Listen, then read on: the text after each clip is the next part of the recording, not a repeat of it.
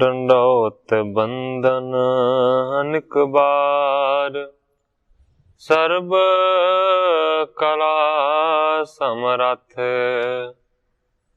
ਡੋਲਣ ਤੇ ਰਾਖੋ ਪ੍ਰਭੂ, ਨਾਨਕ ਦੇ ਘਰ ਹੱਥ। ਗਿਆਨ ਅੰਜਨ ਗੁਰ ਦਿਆ, ਅਗਿਆਨ ਅੰਧੇਰ ਵਿਨਾਸ਼, ਹਰ ਕਿਰਪਾ ਤੇ ਸੰਤ ਭੇਟਿਆ, ਨਾਨਕ ਮਨ ਪਰਗਾਸ। ਯਾਹੀ ਕੁਲ ਤੇ ਪ੍ਰਗਟ ਹੋਏ, ਤਾਹੀ ਕੁਲ ਕੋ ਨਾਮ। ਪੁਨ ਦਵਾਦਸ ਗੁਰਿੰਦ ਕਉ, ਮੇਰੀ ਹੈ ਪ੍ਰਣਾਮ। ਪਰਮ ਸਤਿਕਾਰਯੋਗ ਸਤਿਗੁਰੂ ਜੀ ਦੇ ਪਾਵਨ ਪਵਿੱਤਰ ਦਰਬਾਰ ਵਿੱਚ ਬੈਠੀ ਹੋਈ ਸਾਧ ਸੰਗਤ ਜੀਓ, ਆਪਣੀਆਂ ਮਨ ਬਿਰਤੀਆਂ ਨੂੰ ਇਕਾਗਰ ਕਰਨ ਦੇ ਲਈ, ਰਸਨਾ ਨੂੰ ਪਵਿੱਤਰ ਕਰਨ ਲਈ ਇੱਕ ਵਾਰੀ ਸਾਰੇ ਹੀ ਰਲ ਕੇ ਆਖੀਏ, ਧੰਨ ਸ੍ਰੀ ਸਤਿਗੁਰੂ ਜਗਜੀਤ ਸਿੰਘ ਸੱਚੇ ਪਾਤਸ਼ਾਹ। ਸਤਿਗੁਰੂ ਹਰਗੋਬਿੰਦ ਸੱਚੇ ਪਾਤਸ਼ਾਹ ਜੀ ਦਾ ਪਾਵਨ ਪਵਿੱਤਰ ਇਤਿਹਾਸ ਸਾਹਿਬ ਜੀ ਲੜੀਬੱਧ ਸ਼੍ਰਵਣ ਕਰ ਰਹੇ ਸੀ। ਕੱਲ ਪਿਛਲੇ ਅਧਿਆਇ ਦੀ ਸਮਾਪਤੀ ਹੋਈ ਸੀ। ਅੱਜ ਇੱਕ ਨਵੇਂ ਅਧਿਆਇ ਦਾ ਪ੍ਰਾਰੰਭ ਗ੍ਰੰਥਾਕਾਰ ਭਾਈ ਸੰਤੋਖ ਸਿੰਘ ਜੀ ਇੱਕ ਦੋਹਰੇ ਦੇ ਨਾਲ ਕਰਦੇ ਨੇ। ਮੈਂ ਅੱਜ ਦੀ ਕਥਾ ਨੂੰ ਇੱਥੋਂ ਹੀ ਪ੍ਰਾਰੰਭ ਕਰਦਾ। ਇਸ ਪ੍ਰਕਾਰ ਸ੍ਰੀ ਸਤਿਗੁਰੂ ਬਾਸੇ ਦਿਓਸ ਕਤੇਕ, ਦਰਸੈ ਸਿੱਖ ਨਿਹਾਲ ਹੋਏ, ਕੇਤਕ ਲਿਓ ਬਵੇਕ। ਗ੍ਰੰਥਾਕਾਰ ਭਾਈ ਸੰਤੋਖ ਸਿੰਘ ਜੀ ਲਿਖਦੇ ਨੇ, ਇਸ ਤਰੀਕੇ ਦੇ ਨਾਲ ਸਤਿਗੁਰੂ ਹਰਗੋਬਿੰਦ ਸੱਚੇ ਪਾਤਸ਼ਾਹ ਜੀ ਨੇ ਬਹੁਤੇ ਸਾਰੇ ਦਿਨਾਂ ਨੂੰ ਉੱਥੇ ਬਤੀਤ ਕੀਤਾ। ਬਹੁਤਿਆਂ ਸਿੱਖਾਂ ਨੇ ਸਤਿਗੁਰੂ ਸੱਚੇ ਪਾਤਸ਼ਾਹ ਜੀ ਦੇ ਦਰਸ਼ਨ ਕੀਤੇ ਤੇ ਸਾਰੇ ਦੇ ਸਾਰੇ ਨਿਹਾਲ ਹੋਏ। ਕਈਆਂ ਨੇ ਮਾਨੋ ਕਿ ਸਤਿਗੁਰਾਂ ਦੇ ਚਰਨਾਂ ਦੇ ਵਿੱਚੋਂ ਵਿਵੇਕ ਦੀ ਪ੍ਰਾਪਤੀ ਵੀ ਕੀਤੀ। ਕਿਸ ਕੋ ਪ੍ਰਾਪਤ ਸਤ ਸੰਤੋਸ਼, ਕੋ ਬ੍ਰਹਮ ਗਿਆਨੀ ਭਏ ਅਦੋਸ਼। ਕਈਆਂ ਨੂੰ ਮਾਨੋ ਕਿ ਸਤ ਤੇ ਸੰਤੋਖ ਦੀ ਪ੍ਰਾਪਤੀ ਹੋਈ ਹੈ। ਇਸ ਤੋਂ ਇਲਾਵਾ ਕਈ ਮਾਨੋ ਕਿ ਬਗੈਰ ਦੋਸ਼ ਤੋਂ ਬ੍ਰਹਮ ਗਿਆਨ ਦੀ ਅਵਸਥਾ ਦੇ ਧਾਰਨੀ ਬਣੇ।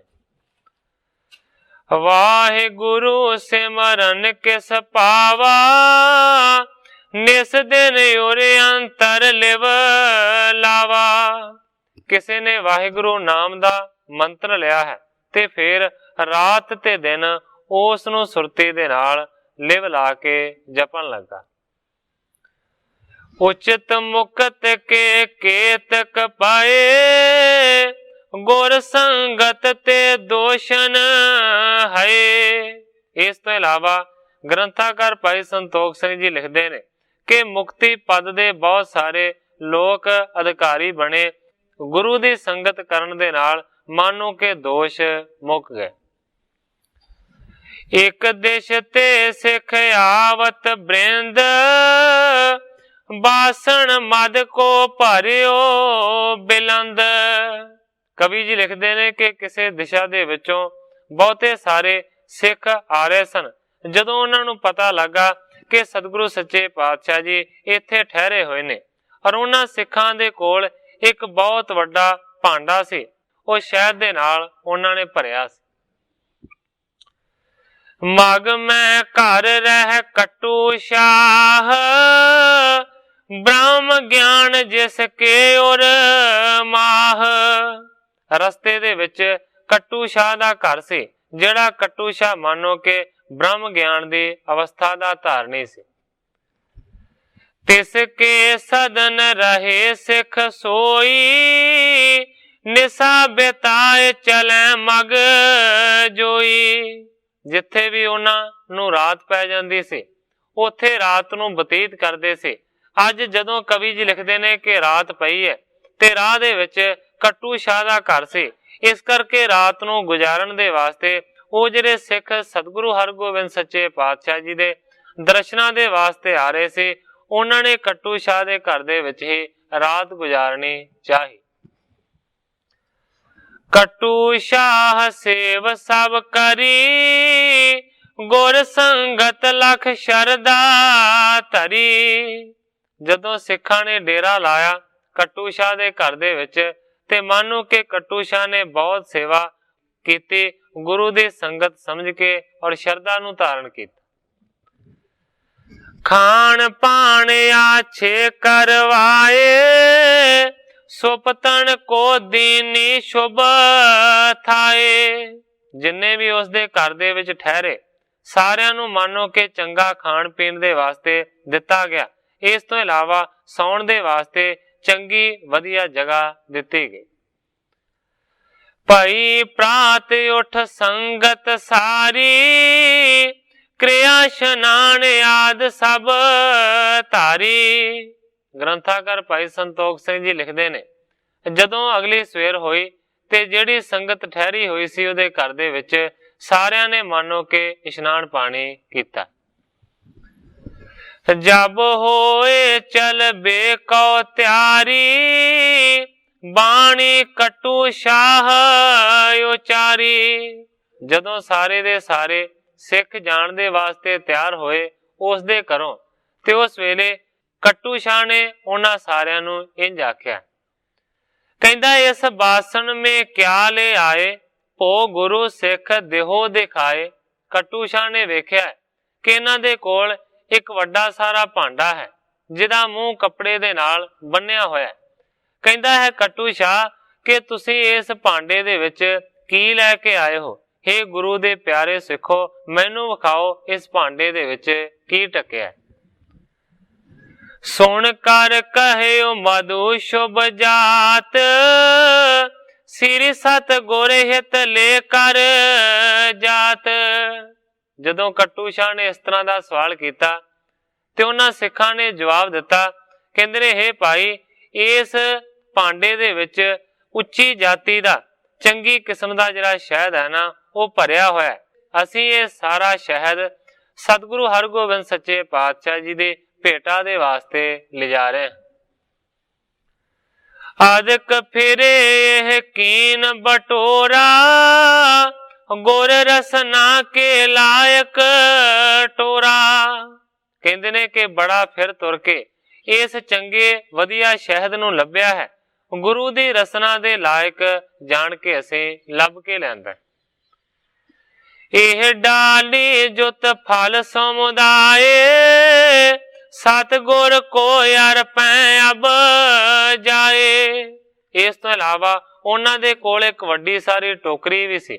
ਕਹਿੰਦੇ ਨੇ ਕਿ ਆਹ ਜਿਹੜੀ ਟੋਕਰੀ ਹੈ ਨਾ, ਇਹ ਮਾਨੋ ਕਿ ਸਾਰੀ ਫਲਾਂ ਦੇ ਨਾਲ ਮੇਵਿਆਂ ਦੇ ਨਾਲ ਭਰੀ ਹੋਈ ਹੈ। ਇਹ ਵੀ ਟੋਕਰੀ ਅਸੀਂ ਸਤਿਗੁਰੂ ਸੱਚੇ ਪਾਤਸ਼ਾਹ ਜੀ ਦੇ ਚਰਨਾਂ ਦੇ ਵਿੱਚ ਭੇਟ ਕਰਨੀ। ਪਰ ਕੱਟੂ ਸ਼ਾਹ ਨੇ ਸਿਰਫ ਸ਼ਹਿਦ ਦੇ ਬਾਰੇ ਆਖਿਆ ਸੀ, ਪਰ ਉਹਨਾਂ ਨੇ ਦੋਵਾਂ ਚੀਜ਼ਾਂ ਦੇ ਵਾਸਤੇ ਦੱਸ ਦਿੱਤਾ। ਕੱਟੂ ਸ਼ਾਹ ਸੁਣਿਓ ਸ਼ੁਭ ਇਹ, ਜਾਚਿਓ ਮਦ ਮੁਝ ਕੋ ਕੁਛ ਦੇਹ।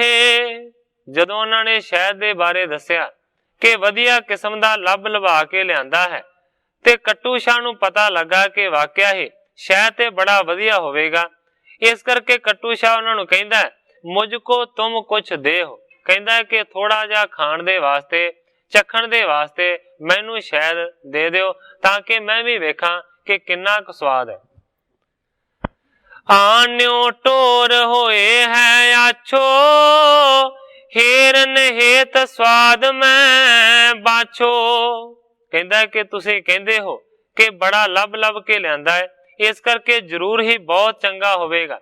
ਇਸ ਕਰਕੇ ਮੈਂ ਇਸ ਸ਼ਹਿਦ ਨੂੰ ਖਾ ਕੇ ਇਹਦੇ ਸਵਾਦ ਨੂੰ ਵੇਖਣਾ ਚਾਹੁੰਦਾ ਹਾਂ। ਇਸ ਕਰਕੇ ਥੋੜਾ ਜਿਹਾ ਖਾਣ ਦੇ ਵਾਸਤੇ ਹੇ ਗੁਰੂ ਦੇ ਸਿੱਖੋ ਮੈਨੂੰ ਸ਼ਹਿਦ ਦੇ ਦਿਓ। ਸੁਣ ਕਰ ਸਿੱਖਿਆਣ ਉੱਤਰ ਦਿਓ, ਗੁਰ ਕੋ ਨਹੀਂ ਅਰਪਿਓ ਕੀਓ। ਜਦੋਂ ਕੱਟੂ ਸ਼ਾਹ ਨੇ ਸ਼ਹਿਦ ਦੀ ਮੰਗ ਕੀਤੀ ਤੇ ਗੁਰੂ ਦੇ ਸਿੱਖਾਂ ਨੇ ਜਵਾਬ ਦਿੱਤਾ, ਕਹਿੰਦੇ ਨੇ ਨਹੀਂ ਭਾਈ, ਹੁਣ ਤੂੰ ਇਸ ਵੇਲੇ ਸ਼ਹਿਦ ਨੂੰ ਚੱਖ ਨਹੀਂ ਸਕਦਾ, ਇਹਨੂੰ ਖਾ ਨਹੀਂ ਸਕਦਾ, ਕਿਉਂਕਿ ਗੁਰੂ ਜੀ ਦੀ ਰਸਨੀ ਲਾਇਕ ਅਜੇ ਨਹੀਂ ਹੋਇਆ।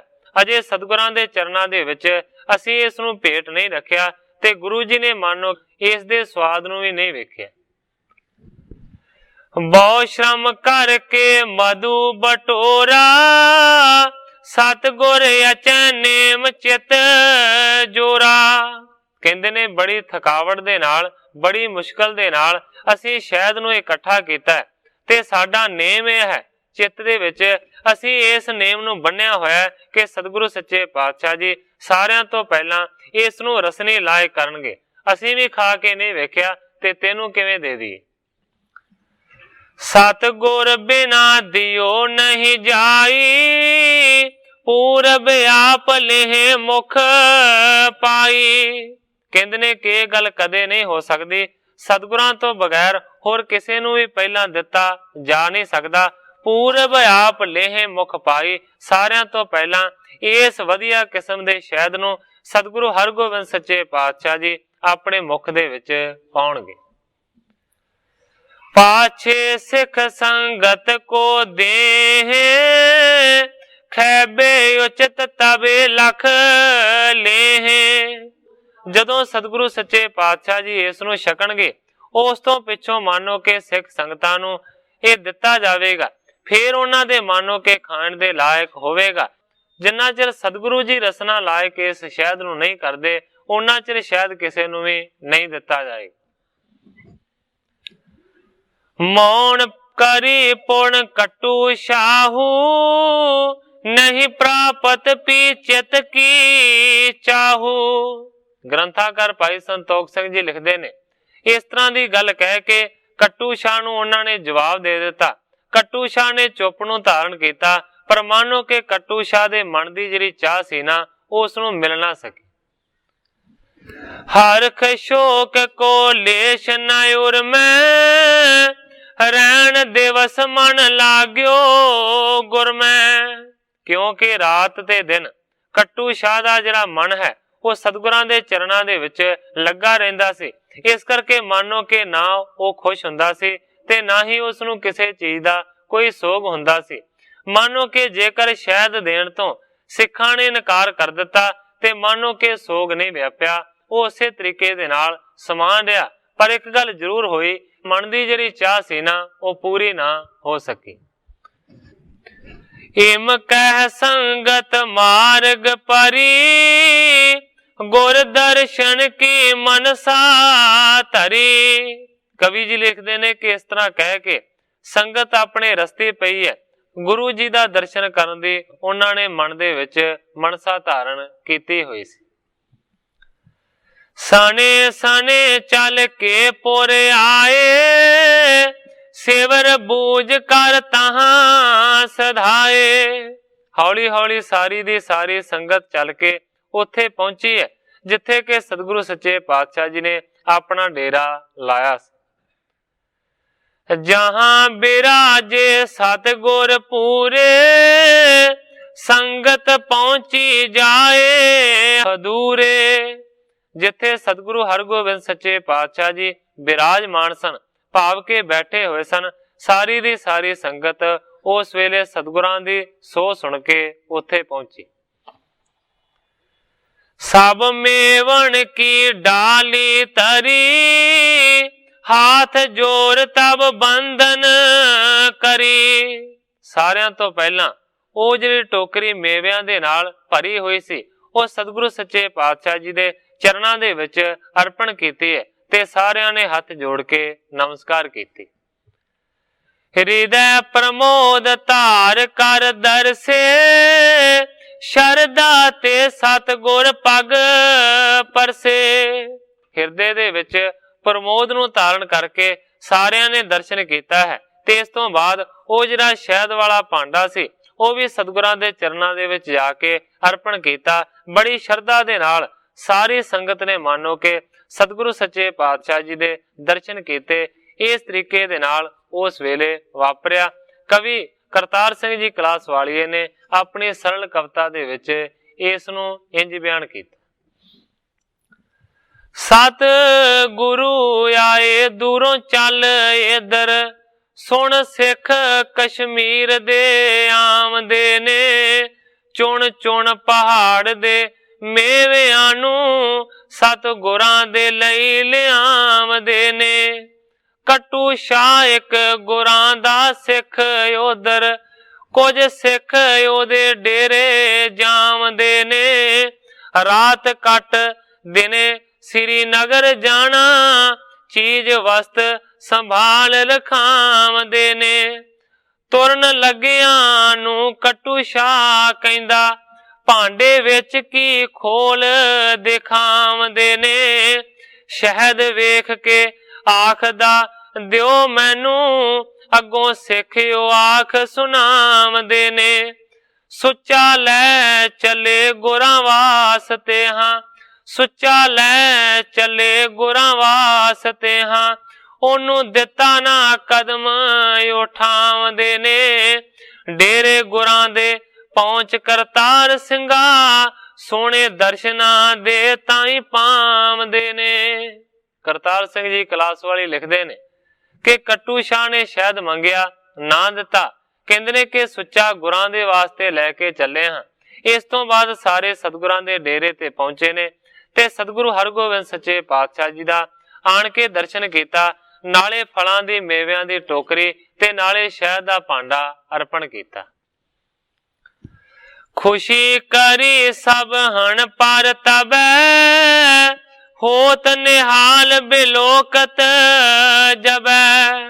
ਸਤਿਗੁਰੂ ਹਰਗੋਬਿੰਦ ਸੱਚੇ ਪਾਤਸ਼ਾਹ ਜੀ ਨੇ ਸਾਰਿਆਂ ਦੇ ਉੱਤੇ ਬਹੁਤ ਹੀ ਜ਼ਿਆਦਾ ਖੁਸ਼ੀ ਕੀਤੀ। ਮਾਨੋ ਕਿ ਸਤਿਗੁਰਾਂ ਦਾ ਦਰਸ਼ਨ ਕਰਕੇ ਸਾਰੇ ਦੇ ਸਾਰੇ ਬੜੇ ਖੁਸ਼ ਹੋਏ, ਨਿਹਾਲ ਹੋਏ।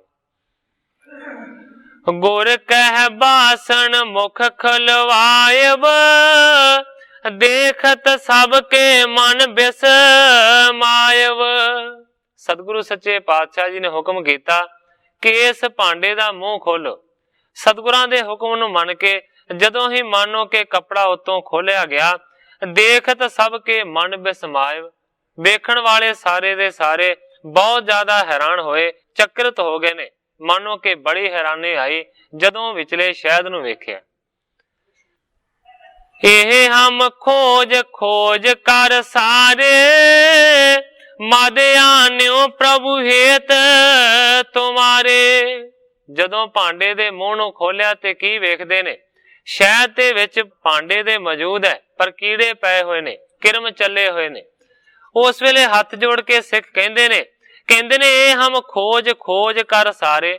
ਸੱਚੇ ਪਾਤਸ਼ਾਹ, ਇਹ ਜਿਹੜਾ ਸ਼ਹਿਦ ਹੈ ਅਸੀਂ ਬੜਾ ਲੱਭ ਲੱਭ ਕੇ ਤੁਹਾਡੇ ਵਾਸਤੇ ਸੱਚੇ ਪਾਤਸ਼ਾਹ ਲਿਆਂਦਾ ਸੀ। ਵੇਖਿਓ ਪ੍ਰਾਤ ਇਹ ਨੀਕੋ ਤਬੈ, ਅਬ ਕ੍ਰਿਮ ਗਨ ਸੋ ਪੂਰਨ ਸਬੈ।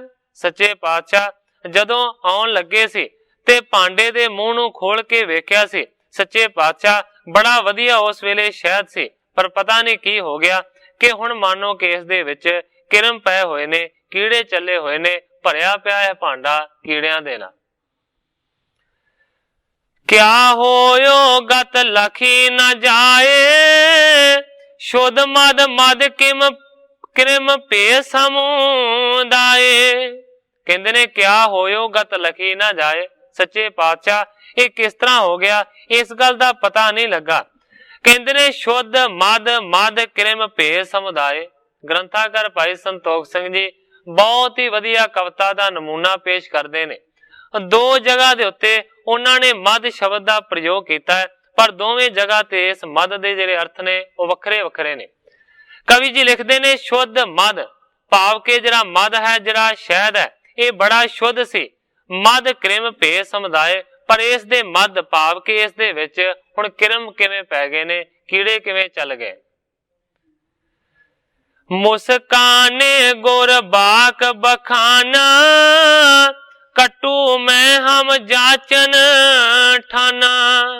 ਅੰਤਰਜਾਮੀ ਸਤਿਗੁਰੂ ਹਰਗੋਬਿੰਦ ਸੱਚੇ ਪਾਤਸ਼ਾਹ ਜੀ ਨੇ ਸਾਰੀ ਵਾਰਤਾ ਨੂੰ ਜਾਣਿਆ ਤੇ ਮੁਸਕਰਾ ਕੇ ਸਤਿਗੁਰੂ ਹਰਗੋਬਿੰਦ ਸੱਚੇ ਪਾਤਸ਼ਾਹ ਜੀ ਕਹਿੰਦੇ ਨੇ ਕੱਟੂ ਮੈਂ ਹਮ ਜਾਚਨ ਠਾਨਾ। ਭਾਈ ਕੱਟੂ ਸ਼ਾਹ ਦੇ ਵਿੱਚ ਹੋ ਕੇ ਅਸੀਂ ਤੁਹਾਡੇ ਤੋਂ ਸ਼ਹਿਦ ਦੀ ਮੰਗ ਕੀਤੀ ਸੀ, ਪਰ ਤੁਸੀਂ ਤੇ ਨਾ ਕਰ ਦਿੱਤੀ, ਤੁਸੀਂ ਤੇ ਮੈਨੂੰ ਇਨਕਾਰ ਕਰ ਦਿੱਤਾ। ਤਹ ਤੁਮਨੇ ਇਹ ਦੀਨ ਸਨਾਹੇ, ਜਾਂ ਤੇ ਭਏ ਕਿਰਮ ਮਦ ਮਾਹੇ। ਸਤਿਗੁਰੂ ਜੀ ਕਹਿੰਦੇ ਨੇ ਮੈਂ ਤੇ ਤੁਹਾਡੇ ਤੋਂ ਮੰਗ ਕੀਤੀ ਪਰ ਤੁਸੀਂ ਤੇ ਮੈਨੂੰ ਨਾ ਕਰ ਦਿੱਤੀ ਤੇ ਹੁਣ ਮੇਰੇ ਹੀ ਛਕਣ ਦੇ ਵਾਸਤੇ ਮੇਰੇ ਅੱਗੇ ਲੈ ਕੇ ਪਹੁੰਚੇ ਹੋ। ਸਤਿਗੁਰੂ ਜੀ ਕਹਿੰਦੇ ਨੇ ਇਹੀ ਕਾਰਨ ਹੈ ਸਾਡੇ ਖਾਣ ਦੇ ਲਾਇਕ ਨਹੀਂ ਰਿਹਾ, ਇਹਦੇ ਵਿੱਚ ਕਿਰਮ ਪੈ ਗਏ। ਜੋ ਮਾਮ ਸਿੱਖਿਆਣ ਕੇ ਮੁਖ ਪਰੇ ਸੋ ਮੁਝ ਕੋ ਪਹੁੰਚੈ ਹਿਤ ਧਰੇ। ਸਤਿਗੁਰੂ ਹਰਗੋਬਿੰਦ ਸੱਚੇ ਪਾਤਸ਼ਾਹ ਜੀ ਕਹਿੰਦੇ ਨੇ ਕਿ ਜੋ ਵੀ ਚੀਜ਼ ਮੇਰੇ ਸਿੱਖਾਂ ਦੇ ਮੂੰਹ ਦੇ ਵਿੱਚ ਪੈਂਦੀ ਹੈ ਮਾਨੋ ਕਿ ਉਹੀ ਜਿਹੜੀ ਚੀਜ਼ ਹੈ ਨਾ ਮੈਨੂੰ ਹਿੱਤ ਦੇ ਨਾਲ ਪ੍ਰਾਪਤ ਹੁੰਦੀ। ਸਿੱਖ ਜਾਚੇ ਜੋ ਦੇ ਨਾ ਤਾਹੀ ਬਿਗਣ ਪਰਤ ਨਿਸ਼ਚੈ ਤਿਸ ਮਾਹੀ। ਸਿੱਖ ਮੰਗ ਕਰੇ ਤੇ ਜਿਹੜਾ ਉਸ ਦੀ ਮੰਗ ਨੂੰ ਪੂਰਾ ਨਾ ਕਰੇ, ਉਸ ਨੂੰ ਨਾ ਦੇਵੇ ਤੇ ਫਿਰ ਲਾਜ਼ਮੀ ਗੱਲ ਹੈ ਕਿ ਉਸ ਗੱਲ ਦੇ ਵਿੱਚ ਵਿਗਣ ਤੇ ਨਿਸ਼ਚਿਤ ਰੂਪ ਦੇ ਵਿੱਚ ਪਵੇਗਾ ਹੀ ਪਵੇਗਾ, ਜਿਸ ਤਰ੍ਹਾਂ ਤੁਹਾਡੇ ਇਸ ਲਿਆਂਦੇ ਹੋਏ ਸ਼ਹਿਦ ਦੇ ਵਿੱਚ ਵਿਗਣ ਪਿਆ।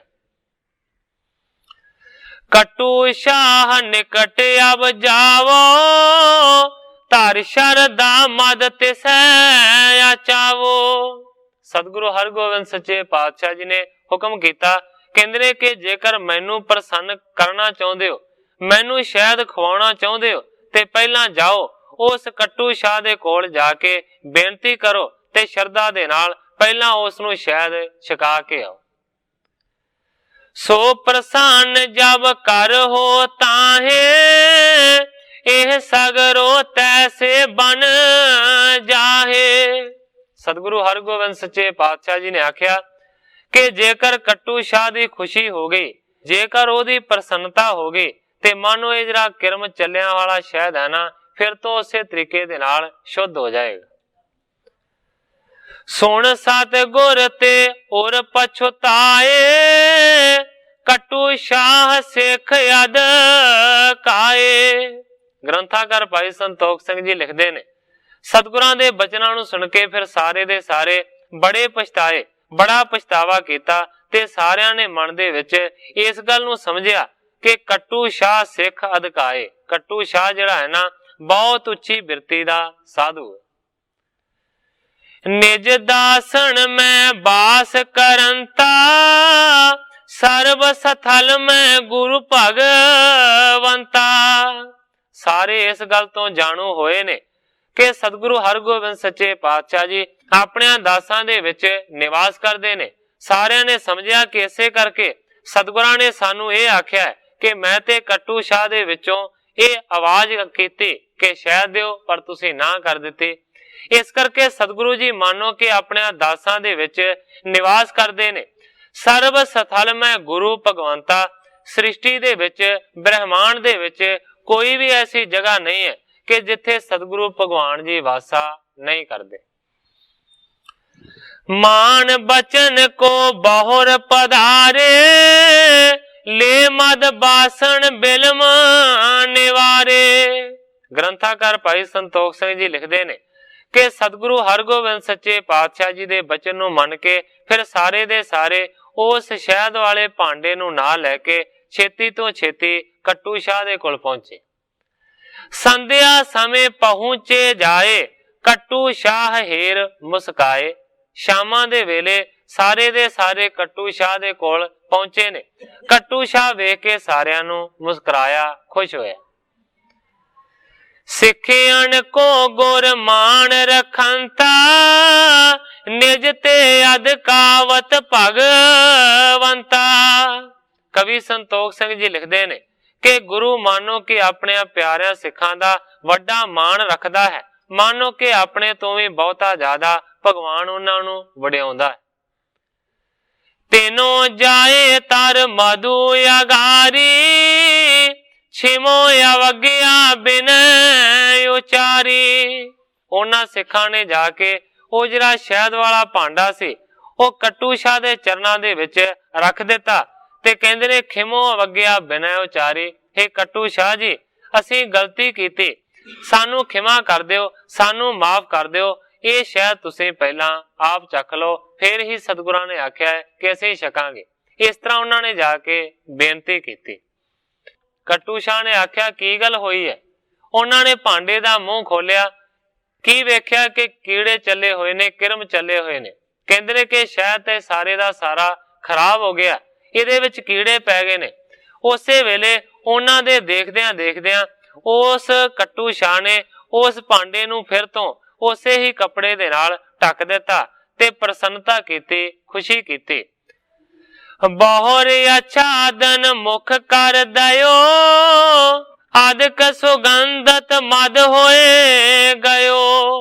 उसे वेले मानो के बड़ा वधिया ते शुद्ध जरा शहद सी ना वो हो गया। कट्टू शाह खान तब कीना, बासन ते निकास मद लीना। कट्टू शाह खान तब कीना, भांडे दे विचों कट्टू शाह ने शहद नूं कढिया ते प्रसन्नता दे नाल जिन्ना जी कीता उन्ना खादा।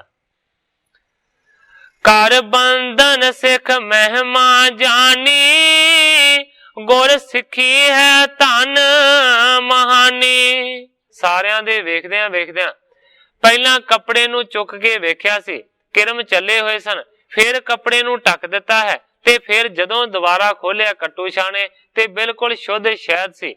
इस नूं सारियां ने मानो के अपनियां अखां दे नाल वेख्या। उस वेले मानो के वड्डे सिख दी वड्डी महिमा तो जाणू होए ने।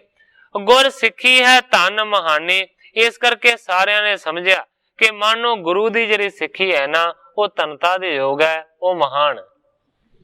पुनपुर को चल कर सो ल्याए, मद बासन गुर टिग अर पाए। फिर उन्होंने भांडे नूं चुकिया है ते सतगुरु सच्चे पातशाह जी दे चरणां दे विच आण के फिर तो शहद वाला भांडा अर्पण कीता।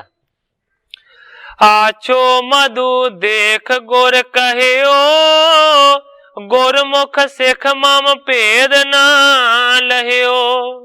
सतगुरु सच्चे पातशाह जी ने भांडे दे मूंह नूं खोलिया है, चंगा वधिया शहद देखिया है ते सतगुरु सच्चे पातशाह जी ने बचन कीता, कहंदे ने गुरमुख सिख मम भेद ना कोई।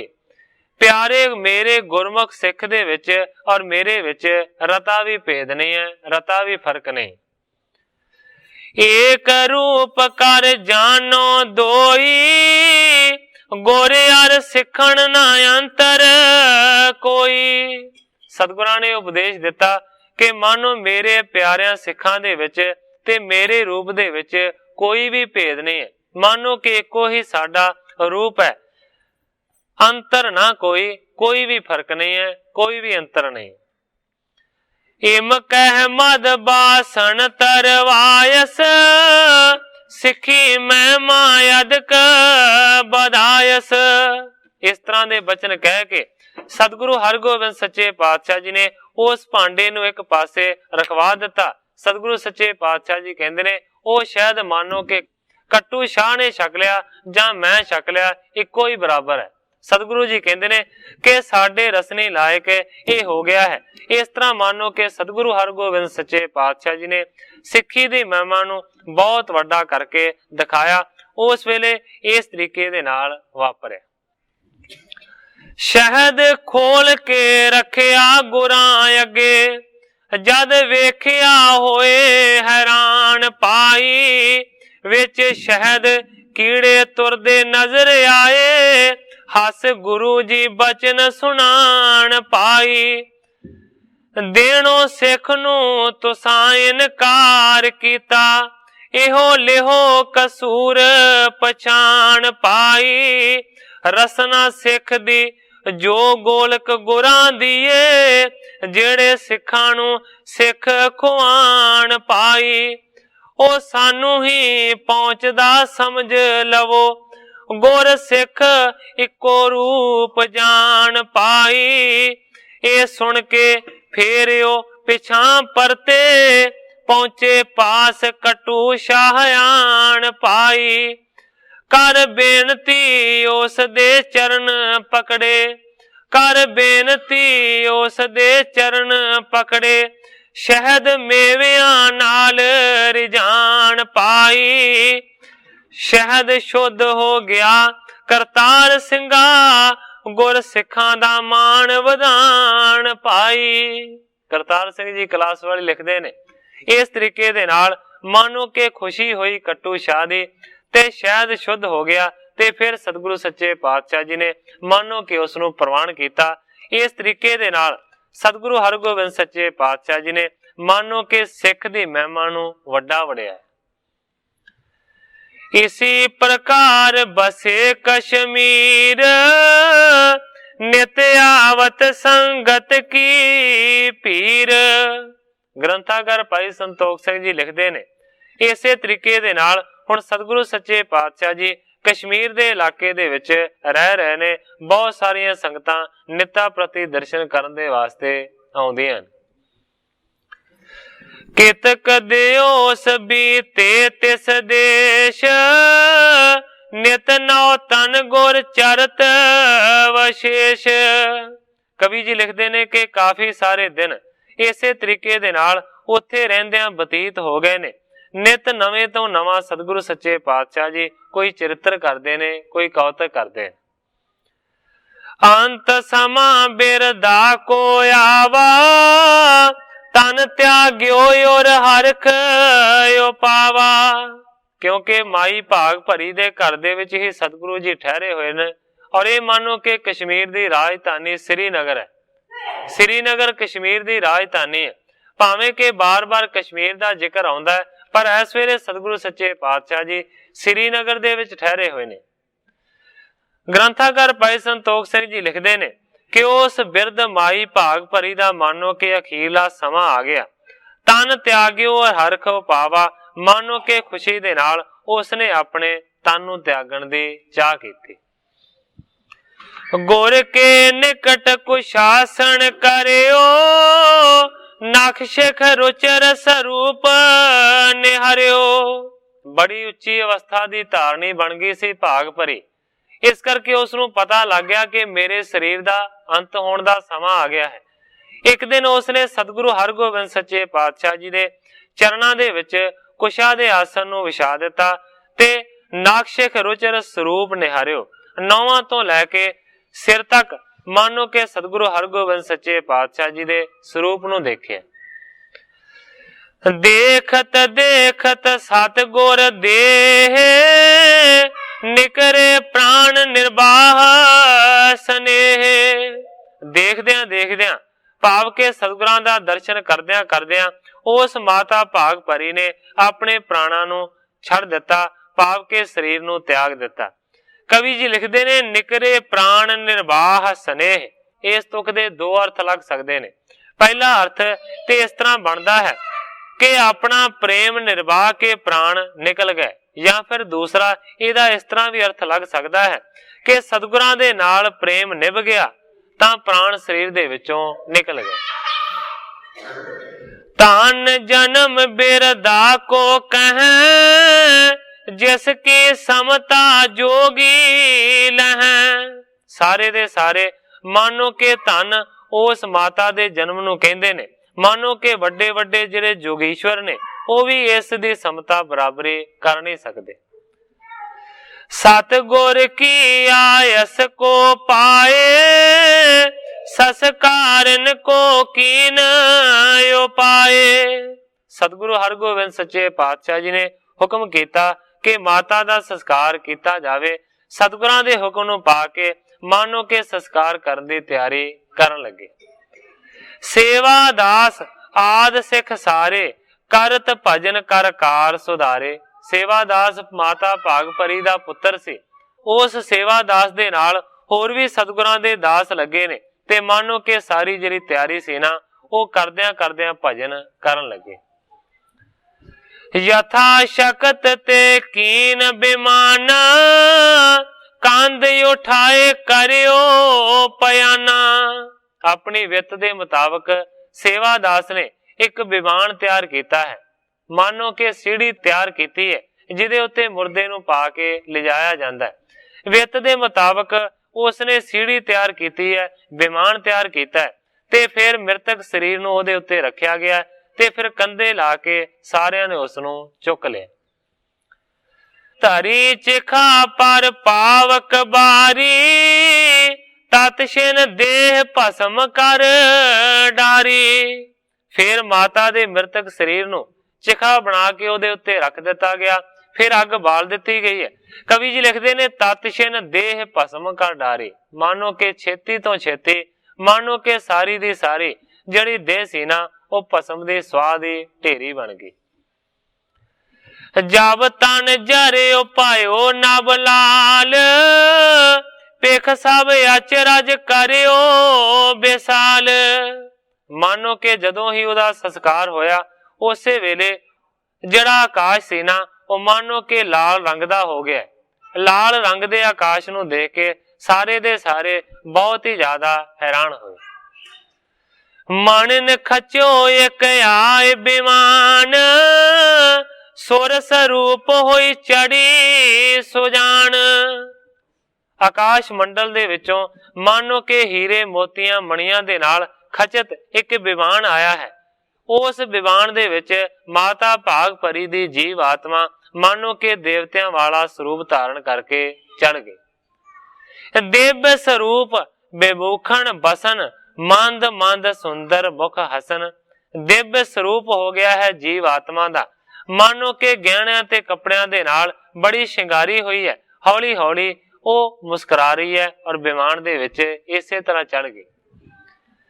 सागरे लोक उलंघत गई, सतगुर पुर को प्राप्त भई।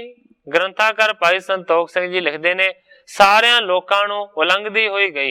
इत्थे लोकां तो भाव कोई दुनिया नहीं है, क्योंकि आकाश मंडल दे विच भी विद्वानां दे अनुसार कई लोक ने। कोई इंद्र लोक है, कोई ब्रह्म लोक है। इस तरह मानो कि वो जिहड़े देवतियां दे लोक ने, देवतियां दियां जिहड़ियां पुरियां ने उन्हां तो उत्ते उत्ते सारियां नूं लंघदी हुई चली गई है। सतगुर पुर को प्राप्त पई। जिहड़ी सतगुरु दी पुरी है, जिहड़ी सतगुरां दी पुरी है, उत्थे मानो के जा पहुंची है, जिन्हों आम तौर ते आपां कह दिंदे हां सचखंड। इस तरीके दे नाल उस वेले माता ने शरीर नूं छड्डिया ते गुरां दी पुरी दे विच पहुंच गई। कवि करतार सिंह जी कलास वाली ने इस नूं 2-4 सतरां दे विच बयान कीता है कि किस तरह सतगुरु सच्चे पातशाह जी नूं माता ने जामा पहनाया ते किस तरह सतगुरु सच्चे पातशाह जी दे वेखदियां वेखदियां वो स्वर्ग नूं सिधारी भाव के वो चढ़ाई कीती। सतगुरु सच्चे पातशाह जी ने इस तरह आख्या और इस तरह अगों होया। साडे वास्ते जामा सुआया जेड़ा, दे पहनिए चब ले आए माई। सतगुरु जी वेख के खुश होए, हथी अपना जामा पहनाए माई। पूरी होई प्रतिज्ञा तारी होई, विच खुशी ना मूलों समाए माई। अंत समा हैसी पुजाया नेड़े, गुर चरनी सुरत टिकाए माई। दर्शन कर दी जोत विच लीन हो गई, दर्शन कर दी जोत विच लीन हो गई। सप कुंज वांगू दे तजाए माई। गुरपुरी नू गई करतार सिंगा, वड्डे जोगियां दी गते पाई माई। करतार सिंह जी कलास वाली लिखते ने कि मानो वड्डे जोगियां दी गति नू प्राप्त किया ते सतगुरां दी पुरी दे विच इस तरीके दे नाल पहुंच गई। अनक देव गण सादर साथ, पहुंचाई जोरत जुग हाथ। ग्रंथाकार भाई संतोख सिंह जी लिखते ने अनेकां ही देवतियां ने गंधर्वां ने बड़े सत्कार दे नाल मानो कि उस जगह दे उत्ते माता दी जोत नूं पहुंचाया। जय जय करत छोर मोरे आयस, उत्तम महिमा तिस की गायस। जय जय करदे होए मानो के सचखंड दे विच उस जीव आत्मा नूं पहुंचा के आए ने। सारियां तो वड्डी जिहड़ी उत्तम महिमा सी ना, उन्हां सारियां देवतियां ने गायन कीती। गुर पग पंकज प्रेम बिसाला, तिस ते असपद लह तत काला। कवि जी लिखते ने कि गुरु दे चरण कमलों दे नाल वड्डा प्रेम सी, इसे करके मानो कि उसनूं ऐसी वड्डी पदवी दी प्राप्ति हुई। ਤਪ ਜਪ ਦਾਨ ਜਾਗ ਨਹੀਂ ਕੀਨਾ, ਗੁਰੂ ਪ੍ਰੇਮ ਤੇ ਸ਼ੁਭ ਗਤ ਲੀਨਾ। ਕਵੀ ਜੀ ਲਿਖਦੇ ਨੇ ਕੋਈ ਤਪ ਨਹੀਂ ਸੀ ਕੀਤਾ, ਕੋਈ ਜਪ ਨਹੀਂ ਸੀ ਕੀਤਾ, ਕੋਈ ਦਾਨ ਨਹੀਂ ਸੀ ਕੀਤਾ, ਮਾਤਾ ਭਾਗ ਭਰੀ ਨੇ ਕੋਈ ਵੱਡਾ ਜਗ ਨਹੀਂ ਸੀ ਕੀਤਾ। ਕੀਤਾ ਸਿਰਫ ਇੱਕੋ ਕੰਮ ਸੀ, ਗੁਰੂ ਪ੍ਰੇਮ ਤੇ ਸ਼ੁਭਗਤ ਲੈਣਾ। ਪ੍ਰੇਮ ਕੀਤਾ ਸੀ ਸਤਿਗੁਰਾਂ ਦੇ ਨਾਲ, ਇਸੇ ਕਰਕੇ ਮਾਨੋ ਕਿ ਉਸ ਨੂੰ ਵੱਡੀ ਪਦਵੀ ਦੀ ਪ੍ਰਾਪਤੀ ਹੋਈ। ਕਵੀ ਜੀ ਲਿਖਦੇ ਨੇ ਕਲ ਮੈਂ ਮਾਨਵ ਆਸ ਸ੍ਰੀ ਗੁਰ ਕੋ, ਸੇਵੈ ਜੇ ਨਾ ਪ੍ਰੇਮ ਕਰ ਹੁਰ ਕੋ। ਕਲਯੁਗ ਦੇ ਵਿੱਚ ਮਾਨੋ ਕਿ ਜਿਹੜੇ ਮਨੁੱਖ ਐਸੇ ਸਤਿਗੁਰੂ ਸੱਚੇ ਪਾਤਸ਼ਾਹ ਜੀ ਦੇ ਨਾਲ ਪ੍ਰੇਮ ਨਹੀਂ ਕਰਦੇ ਹਿਰਦੇ ਤੋਂ, ਤੇ ਨਹੀਂ ਸਤਿਗੁਰਾਂ ਦੀ ਸੇਵਾ ਕਰਦੇ। ਭਾਗਹੀਨ ਤਿਨ ਤੇ ਕੋ ਪਰੈ, ਆਸ ਸੁਖੈਨ ਜੇ ਕਾਜ ਨਾ ਕਰੈ। ਕਵੀ ਜੀ ਲਿਖਦੇ ਨੇ ਕਿ ਐਸੇ ਮਨੁੱਖ ਮਾਨੋ ਕਿ ਭਾਗਾਂ ਤੋਂ ਹੀਣੇ ਹੋਣਗੇ, ਜਿਹੜੇ ਕਿ ਮਾਨੋ ਕਿ ਇੰਨਾ ਛੋਟਾ ਕੰਮ ਵੀ ਗੁਰੂ ਦੇ ਵਾਸਤੇ ਕਰ ਨਹੀਂ ਸਕਦੇ।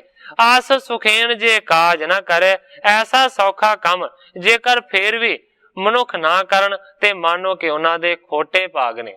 ਸਤਿਗੁਰੂ ਸੱਚੇ ਪਾਤਸ਼ਾਹ ਜੀ ਸਾਡੇ ਸਾਰਿਆਂ ਦੇ ਉੱਤੇ ਇਹ ਕਿਰਪਾ ਕਰਨ ਕਿ ਅਸੀਂ ਸਤਿਗੁਰੂ ਜਗਜੀਤ ਸਿੰਘ ਸੱਚੇ ਪਾਤਸ਼ਾਹ ਜੀ ਦੇ ਨਾਲ ਐਸਾ ਪ੍ਰੇਮ ਕਰ ਸਕੀਏ ਕਿ ਜਿਹੜਾ ਸਾਡਾ ਪ੍ਰੇਮ ਤੋੜ ਨਿਭੇ।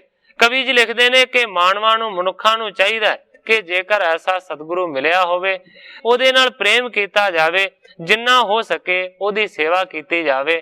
ਸਤਿਗੁਰੂ ਜੀ ਕਰਨ ਕਿਰਪਾ ਤੇ ਅਸੀਂ ਕਵੀ ਜੀ ਦੇ ਇਹਨਾਂ ਲਿਖੇ ਹੋਏ ਬਚਨਾਂ ਨੂੰ ਸਾਰ ਕਰ ਸਕੀਏ, ਸਾਰਥਕ ਕਰ ਸਕੀਏ, ਸਫਲ ਕਰ ਸਕੀਏ।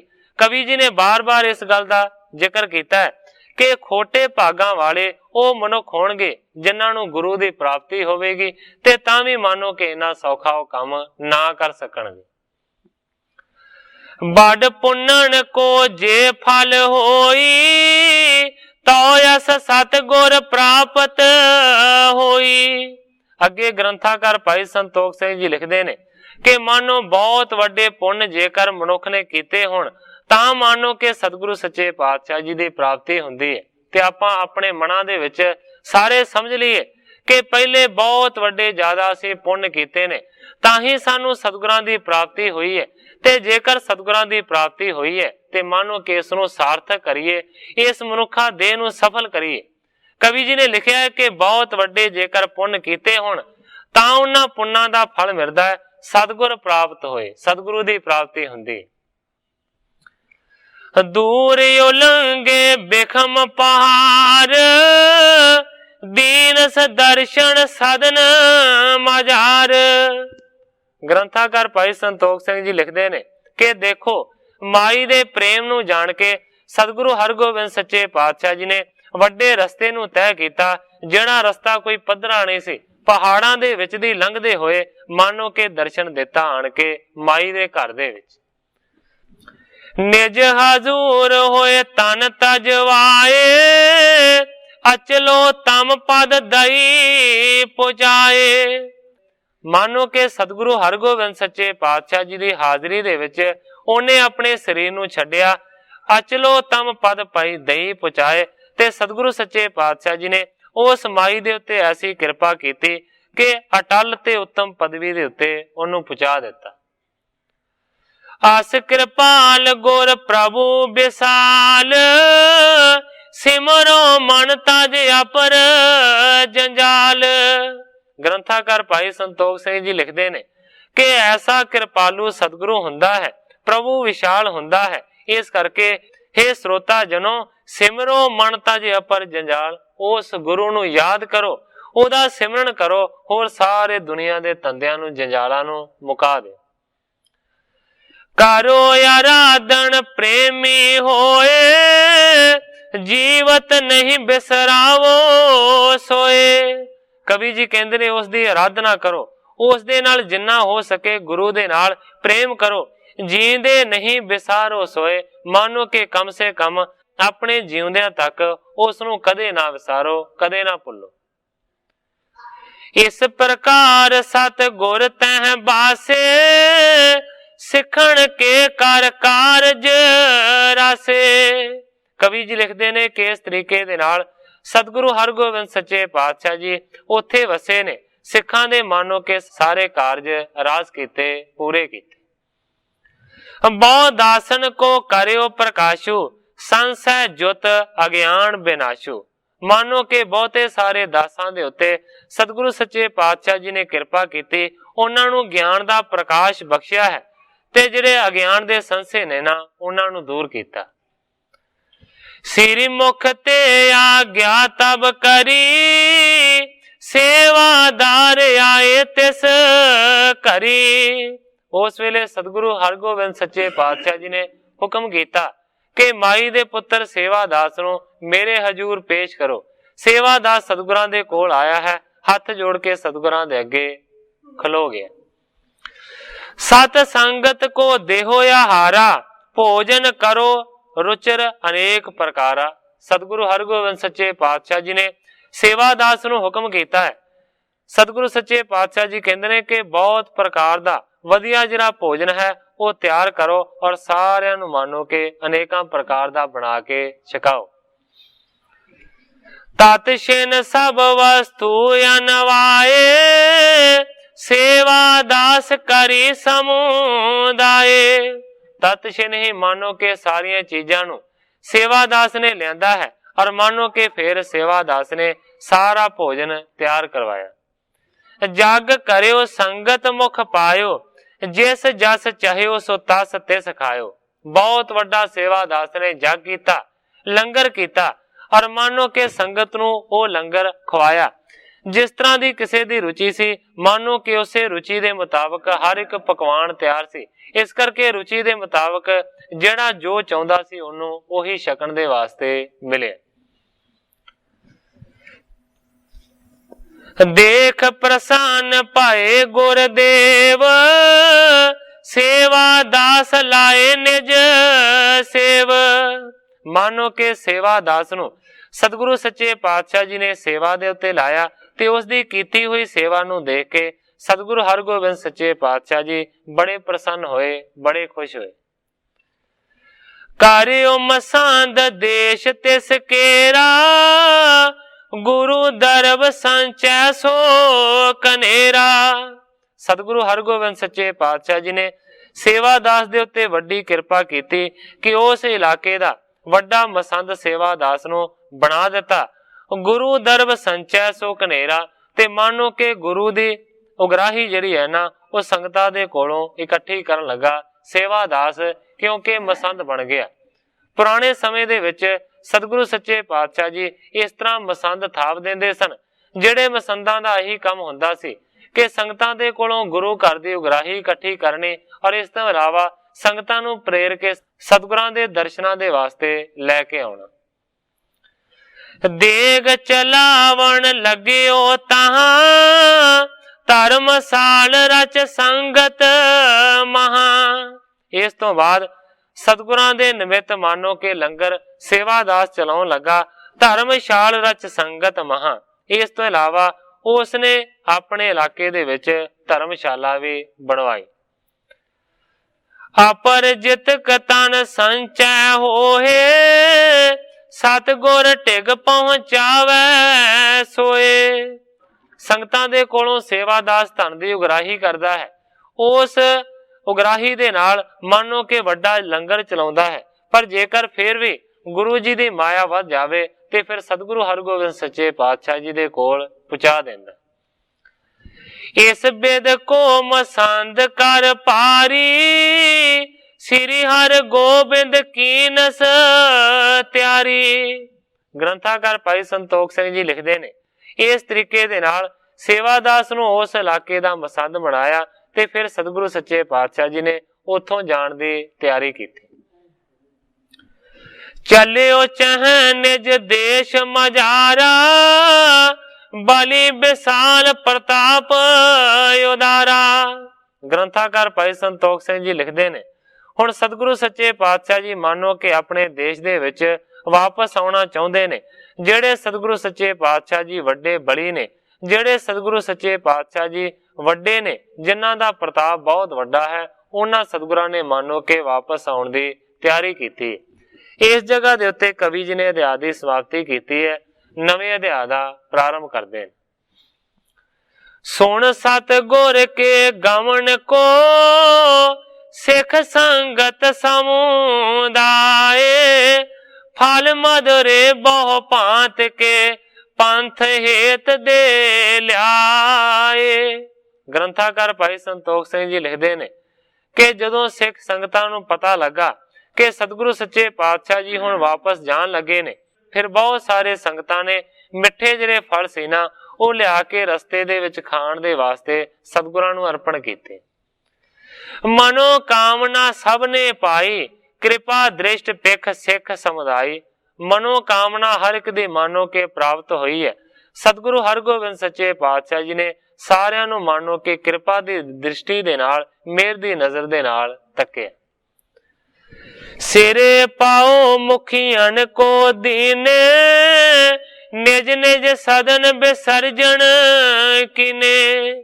ਜਿਹੜੇ ਮੁਖੀ ਸਿੱਖ ਸਨ ਉਹਨਾਂ ਨੂੰ ਸਤਿਗੁਰੂ ਹਰਗੋਬਿੰਦ ਸੱਚੇ ਪਾਤਸ਼ਾਹ ਜੀ ਨੇ ਸਰੋਪੇ ਦਿੱਤੇ ਨੇ ਤੇ ਫਿਰ ਮਾਨੋ ਕਿ ਆਪੋ ਆਪਣੀ ਜਗ੍ਹਾ ਦੇ ਉੱਤੇ ਉਹਨਾਂ ਨੂੰ ਵਿਦਾ ਕੀਤਾ।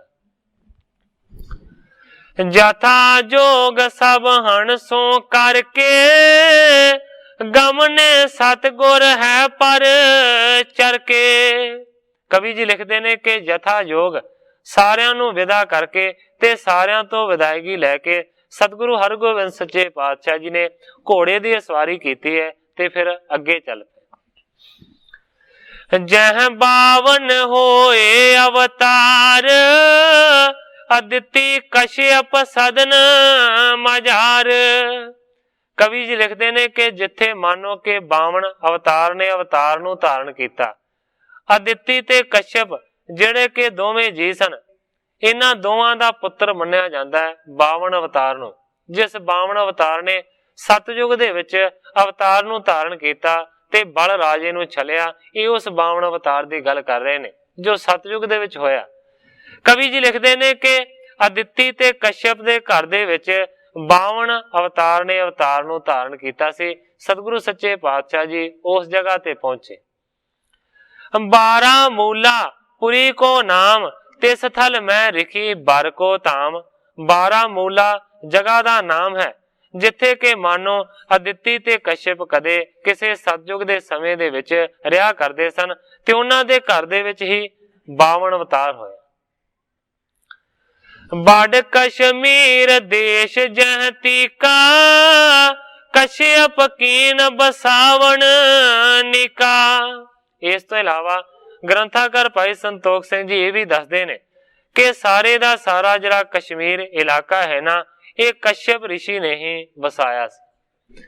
ਤਹਾਂ ਆਏ ਉਤਰੇ ਗੁਰ ਪੂਰੇ ਬਹੁ ਦਿਸ਼ ਮੇ ਪਰਬਤ ਥਲ ਰੂਰੇ।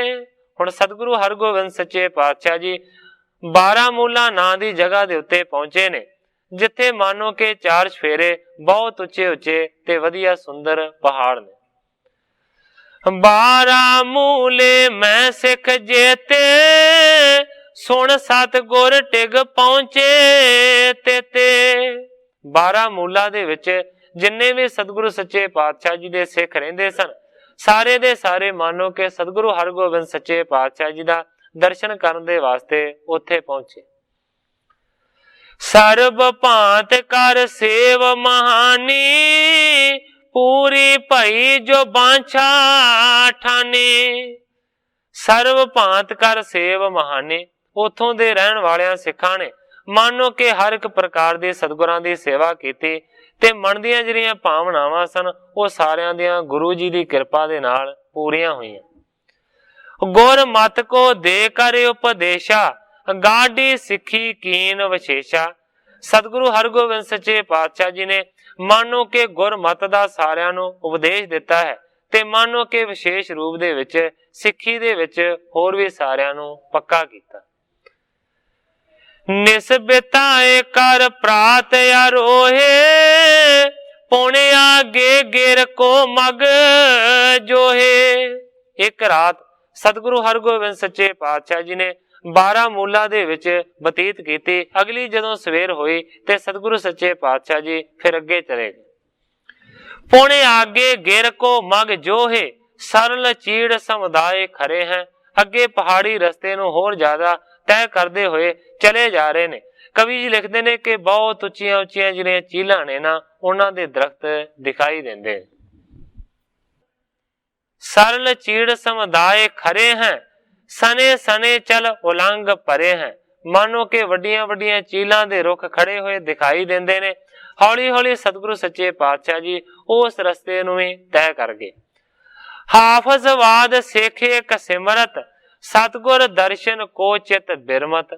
ग्रंथाकार भाई संतोख सिंह जी लिखते ने कि हाफजवाद नां दी एक जगह सी जिथे के सतगुरु सच्चे पातशाह जी दा एक प्रेमी सिख रहिंदा सी, जिहड़ा कि सतगुरु सच्चे पातशाह जी दे दर्शनां नूं हमेशा ही लोचदा सी। तिस को दर्शन दै बेहत, पहुंचे श्री सोडी कुल केत। उस सिख नूं दर्शन देण दे वास्ते सतगुरु हरगोबिंद सच्चे पातशाह जी जिहड़े मानो के सोडियां दे कुल दे श्रेष्ठ झंडे मात्र ने, वो उत्थे पहुंच गए। पुरते वहर करियो पिख डेरा, उतरे है लवाए तिस बेरा।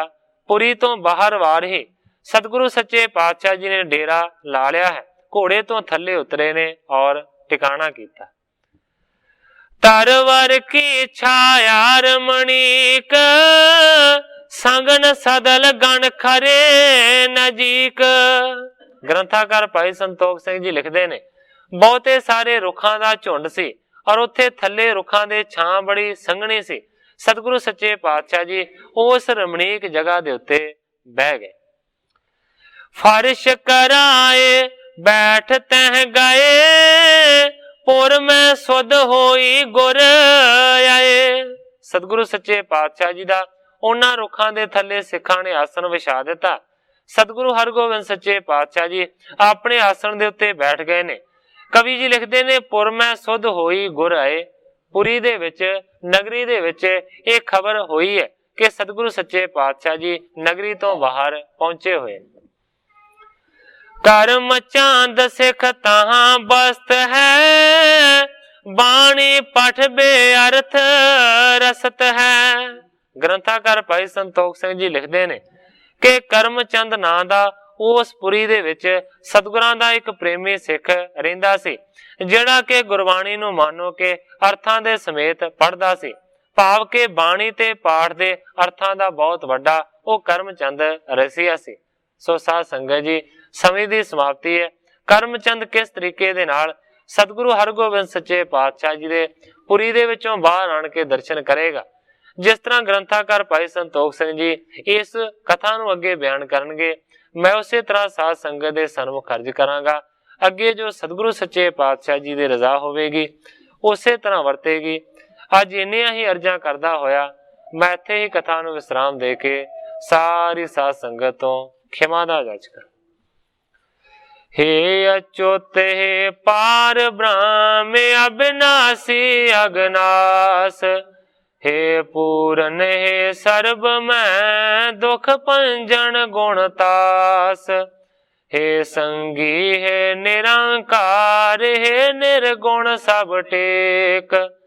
हे गोविंद हे गुण निदान, जाके सदा विवेक। हे अपरंपर हर हरे, है पी होवनहार। हे संतः कै सदा संग ने धारा आधार। हे ठाकुर हो दास रो, मैं निर्गुण गुण नहीं कोय।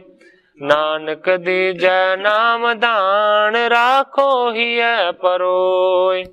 याही कुल ते प्रगट होय, ताही कुल को नाम।